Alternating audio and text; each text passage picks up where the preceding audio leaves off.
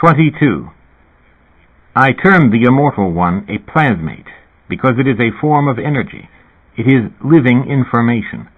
It replicates itself, not through information or in information, but as information. 23. The plasmate can cross-bond with a human, creating what I call a homoplasmate. This annexes the mortal human permanently to the plasmate. We know this as the birth from above, or birth from the Spirit. It was initiated by Christ, but the empire destroyed all the homoplasmates before they could replicate. 24.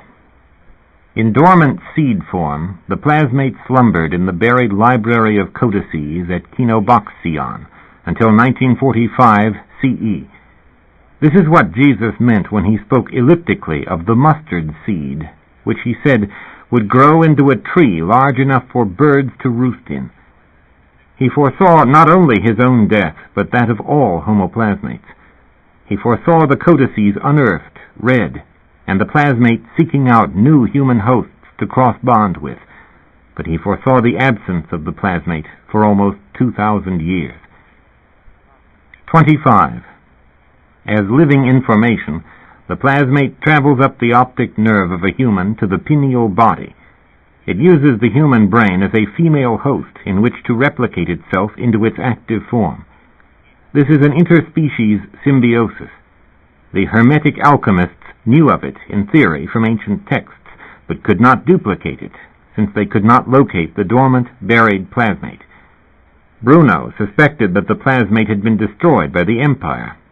For hinting at this, he was burned. The empire never ended.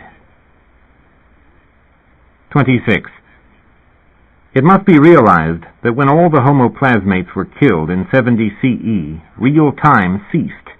More important, it must be realized that the plasmate has now returned and is creating new homoplasmates, by which it has destroyed the empire and started up real time. We call the plasmate the Holy Spirit, which is why the R.C. Brotherhood wrote Per Spiritum Sanctum Reviviscimus. And then you see everything that the Church Fathers tossed out, because you see the canon, the New Testament, is a group of accounts that were able to survive the sorting process of the Council of Nicaea. And there was a huge literature which was just tossed out as being too weird. I mean, read the Gospel of Philip, the Gospel of Thomas. Have you all looked at the Nag Hammadi Library? Do you know what this is? The Nag Hammadi Library is 42 texts which were dug up in Upper Egypt in 1948 at a Coptic monastery called Chenoboskion. 42 texts that went into the ground AD 220. Means nobody has been able to put a finger on them since AD 220. It's like a fossil of Christianity in the 3rd century. Well, my God, you can barely map it on to the cheerful religion that we inherit as Christianity. I mean, it is an exotic and complicated situation. It's very well worth reading. James...